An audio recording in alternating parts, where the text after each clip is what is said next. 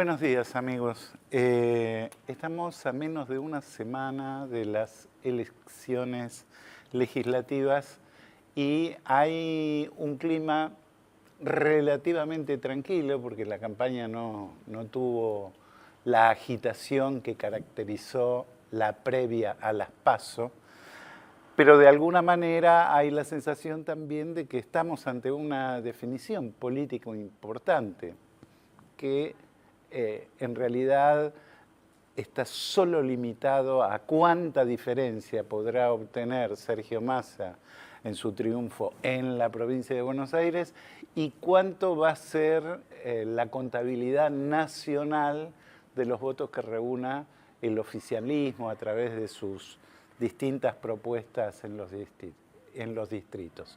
Obviamente, también esto, o esta tensión, o estas expectativas, o estas búsquedas de escenarios futuros, que en general son más especulativos que reales, de alguna manera han mantenido a la economía prácticamente en un estado de congelamiento total. No hay decisiones aparentes, no hay cambios de rumbo, como los que pedían algunos, simplemente hay un mantenimiento. Sin embargo, en los últimos días empezó como una cadena de noticias muy sorpresivas para el público que no esperaba demasiado de este gobierno en materia económica, fundamentalmente, ¿qué fue? La decisión de pagar 500 millones de dólares en el CIADI por 5 demandas perdidas en el Tribunal del Banco Mundial. Obviamente esto destrabó crédito del Banco Mundial, que no son gran cosa, son 3.000 millones de dólares entre el 2014 y el 2016. Hay un ingreso, aunque sea transitorio, de dólares al Banco Central, que de alguna manera intenta compensar esta pérdida de casi 1.000 millones de dólares mensuales que tuvimos hasta septiembre. Y hay un proceso de negociación bastante amigable con el Fondo Monetario Internacional para que el fondo de alguna manera avale o supervise o tome en cuenta el nuevo IPC, el índice de precios al consumidor nacional y único, que aprobó el gobierno y que de alguna manera está a consideración del fondo, que hizo algunas objeciones técnicas, pero en definitiva. Es decir, todo este viraje en la negociación con los organismos financieros internacionales y una nueva vuelta de tuerco en la decisión ya anticipada por la presidenta de que la Argentina iba a pagar, no iba a dejar de honrar sus deudas. Hay incluso una vía que se está trabajando para volver a sentarse con el Club de París, porque del Club de París no fuimos. Pedimos que nos hicieran la cuenta, cuánto te debemos, y después no aparecimos más y no hubo nunca una propuesta de pago. Los países integrantes del Club de París, que son 19 países en general desarrollados, no quisieron sentarse más con la Argentina hasta que la Argentina no concretara esta voluntad de pago con números concretos, ¿no? Bueno, todo esto nos acerca a un tema que aparentemente es lejano, que aparentemente no tiene mucho que ver con nosotros, que es el llamado shutdown, el famoso cierre, apagón o suspensión de la administración norteamericana. Vamos a mostrar algunos datitos, algunos tips muy breves antes de presentar a nuestra invitada de hoy. Vamos a empezar por el primer punto. Hay distintos tipos de estimaciones, por supuesto. El paro administrativo duró 16 días. Le costó a Estados Unidos más de 24.000 millones de dólares. Esto es un cálculo que hizo la agencia financiera de calificaciones Standard & Poor's. Es una cifra importante en un país que empezaba a remontar la crisis de estos últimos años, empezaba a crecer, aunque sea módicamente, y en ese escenario es que ocurre este cierre. Otro dato, la consecuencia inmediata del cierre del gobierno suponen algunas de las agencias un recorte justamente de las estimaciones de crecimiento del PBI. La estimación de Standard & Poor's es que caería 0,6% en el cuarto trimestre, que es una cifra muy importante porque estamos hablando de porcentajes de crecimiento muy bajos. Es más, la agencia, y vamos a la otra placa, esta agencia, Standard & Poor's, rebajó su estimación de crecimiento de un 3% a cerca del 2% para este año. Otras agencias dicen que no va a caer 0,6%, sino 0,3%. En fin, lo cierto es que la economía norteamericana tiene un crecimiento muy modesto, se recupera, pero crece poco. Sobre todo, creció muy poco en septiembre.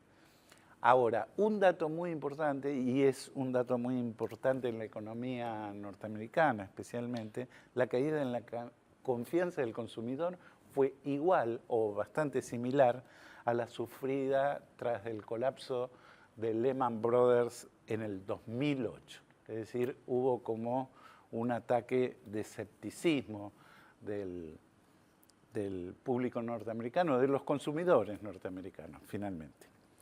Para hablar de esto y algunas cositas aledañas, la tenemos a Belén Olaiz.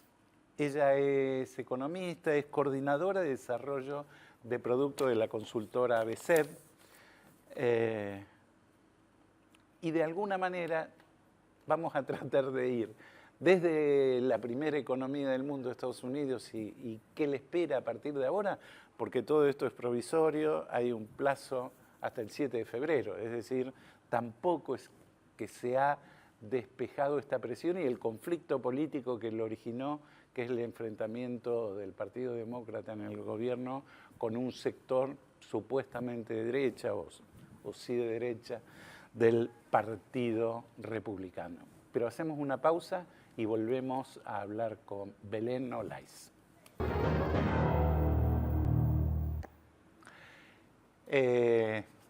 Belén, ¿qué explicación? Porque digamos, hay una explicación política a este cierre escandaloso, digamos, casi 1 millón de empleados suspendidos en su actividad. No sé si finalmente les van a pagar el sueldo completo o no. Creo que decidieron eso, ¿no? Sí, retroactivamente, claro, les van a reconocer todo su sueldo. Bueno, es decir, un desastre. Ahora ese desastre duró mucho, no se podía arreglar, y hay una explicación política bastante sencilla, un fuerte enfrentamiento ya por segunda o tercera vez consecutiva del Partido Demócrata con el Tea Party republicano. Ahora, económicamente, ¿qué significa? ¿Qué impacto tuvo y cuál puede tener a partir de ahora? ¿Qué es posible esperar? Bueno, desde el punto de vista económico, el impacto fue muy importante. Sí. Vos mostraste algunos números. Los números, claro. Por supuesto que el impacto no se agotó ahora, una vez que se resolvió la cuestión. ¿Por qué? Principalmente porque generó toda una caída en las expectativas, como vos también contaste. Esto es muy importante y sobre todo teniendo en cuenta que el acuerdo al que se arribó es temporario. A principios del año que viene, otra vez Estados Unidos va a estar negociando nuevamente el tope de la deuda y también la cuestión presupuestaria que debe definirse antes de fin de año, porque si no, el 15 de enero del año próximo, otra vez la Administración Federal se va a quedar sin fondos para financiarse. Correcto, claro. Esto obviamente es malo en el sentido de que Estados Unidos siempre o en los últimos años funcionó como el garante de la estabilidad global. Y por supuesto que un acuerdo que solo va a durar unos meses atenta contra este rol. Totalmente. De manera tal que... Ahí tenemos que explicar, ¿no? Porque es un sistema, no sé, desde los orígenes, siempre Estados Unidos tiene este límite, que en general se renovaba automáticamente, se ampliaba el monto del endeudamiento o se ampliaba el límite presupuestario, digamos. Esto en un gobierno con ciertos acuerdos con la oposición republicana o demócrata, según los casos, permitía que nadie se enterara demasiado de esto. Ahora, esto es muy grave, ¿no? Da la sensación de que Estados Unidos es ingobernable, que no puede lograr un mísero acuerdo en el Parlamento, ¿no? Exactamente, por eso es muy grave en el sentido que se nota, se siente, se percibe que hay una pelea política que además va a tender a agravarse, porque hay que tener en cuenta que el año que viene es eleccionario en Estados Unidos, claro. de manera tal que esto va a generar un ruido adicional el año próximo y que el Partido Republicano va a intentar continuar limitando todas las iniciativas del gobierno de Obama por fines electorales. Hay que tener en cuenta que toda la discusión se había relacionado con el pedido de los republicanos, o la intención de los republicanos de limitar lo que se llama el Obamacare, el plan de salud de Obama, de manera tal que el año que viene también va a ser ruidoso. Y hay un factor adicional, que es que también aparece actualmente Estados Unidos está en una transición desde el punto de vista fiscal, hay muchos problemas fiscales, están ajustando las cuentas por el tema de tratar de lograr una sustentabilidad de su deuda, que es un tema que no está resuelto, por eso tenemos permanentemente ruido en torno al tope de la deuda, pero también está en una transición monetaria.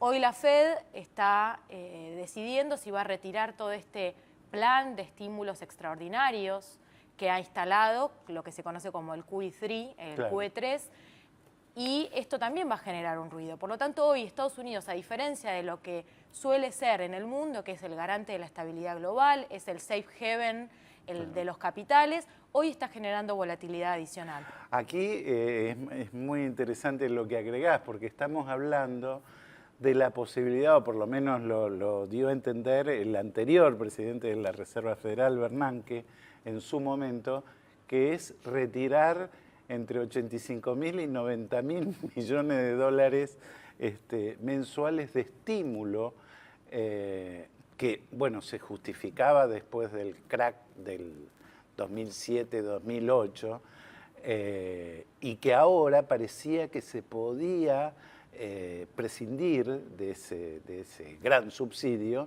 porque la economía empezaba a crecer, se empezaban a recuperar puestos de trabajo, etcétera, etcétera. Ahora es como que medio que se congela porque las expectativas de crecimiento no son tan grandes. Sacar en este momento esos incentivos parece más difícil, por lo menos. Sí, la Fed empezó a testear al mercado respecto de... Obviamente la Fed empieza a observar que no es sostenible mantener toda esta situación ultra expansiva en términos monetarios en el mediano plazo y que por tanto hay que ir retirando los estímulos a medida que la economía norteamericana empiece a normalizarse.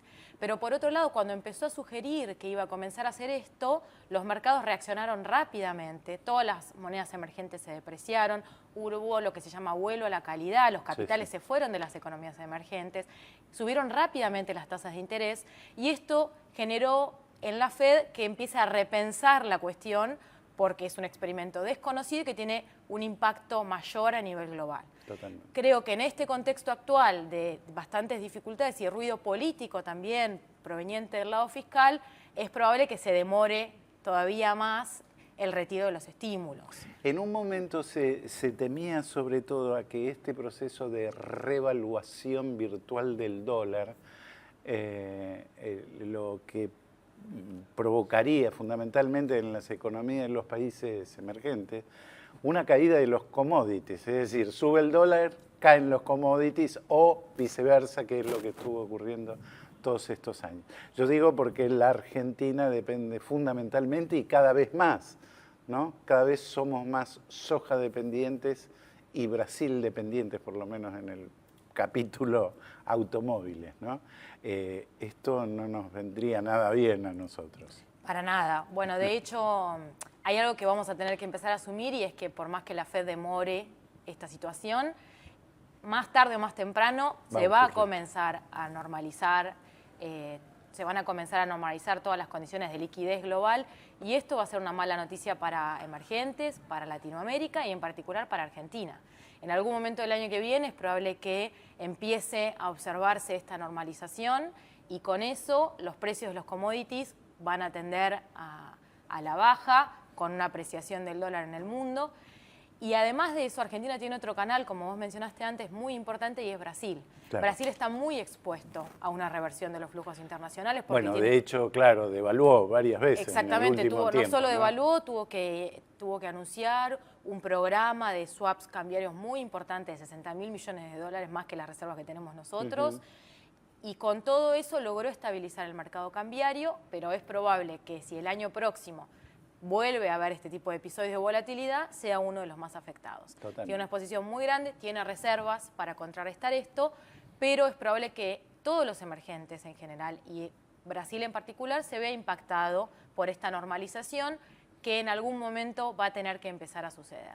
Y Argentina obviamente es una mala noticia porque el año próximo no va a ser un año de holguras para nosotros, no esperamos que Brasil crezca mucho más, la restricción política, como vos mencionaste, va a estar perfectamente operativa, claro. Se va a ver agregado a la restricción externa, que también van a estar muy operativa, y a la restricción fiscal, que está cada vez más operativa, de manera tal que todo esto representa ciertamente un desafío para Argentina en 2014.